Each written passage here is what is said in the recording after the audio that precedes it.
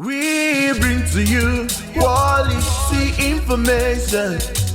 No order, 5-6 media. The first section of the 10th Synod of the Diocese of Okigwe South was held recently at St. John's Church, Umunumo, Ehimembano Local Government Council of Imo State.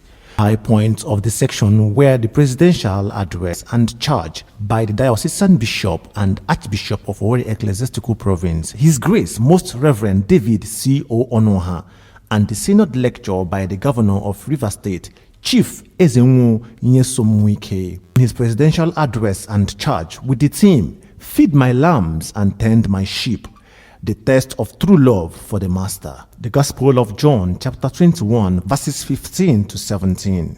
The Archbishop explained that the main thrust of his charge was to highlight mission as the essence and existence of the Church and urged for a recommittance to evangelism.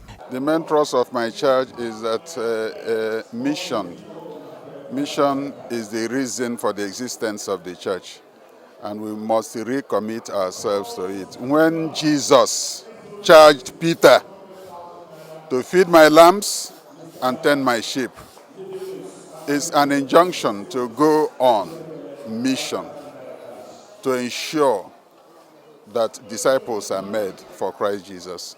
He expressed worry at the unfortunate security challenge in Imo State, which to an extent affected the turnout at the Synod. Well, partially it affected it because the governor of Rivers State would have been here in person, but he had to send his deputy, and I guess that security reports may not have been favorable. Acknowledging that though some people as a result were not physically present, but sent their support.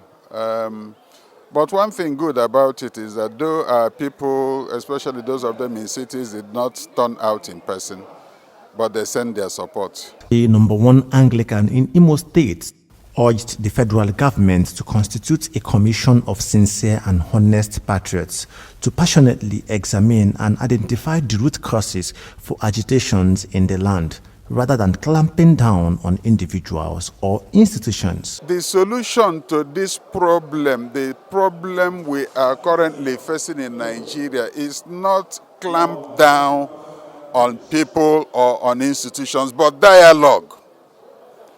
Let us come together. Let us reason together. Let us dialogue. The government should go all out, even if it means commissioning a group to try to understand why people are agitated.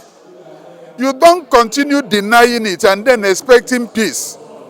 Let us try to understand why people are agitated and then try to meet their demands halfway. That is how to ensure a lasting peace.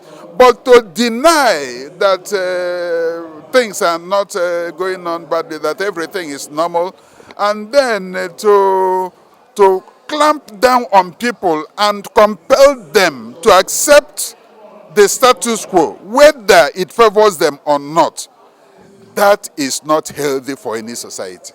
The guest lecturer, in his paper titled Service to the People as a Hallmark to Governance, Rivers State Experience, explained that governance was an inherent good, but only effective governance that guarantee every society opportunity of achieving the collective aspiration of the people and the goodness in governance. Governor Wike, who was represented by his deputy, Dr. Mrs. Epalibo Hare Banigo, noted that only good, visionary, effective and transformational leaders can guarantee democracy, rule of law, progress of the society and enhance the well-being of the ordinary people. Service to the people has hallmark of governance. The security and well-being of the people, nothing else, is a basis for governance. The natural and legal mandate of any government agency is to advance the collective interest and socio-economic well-being of the government.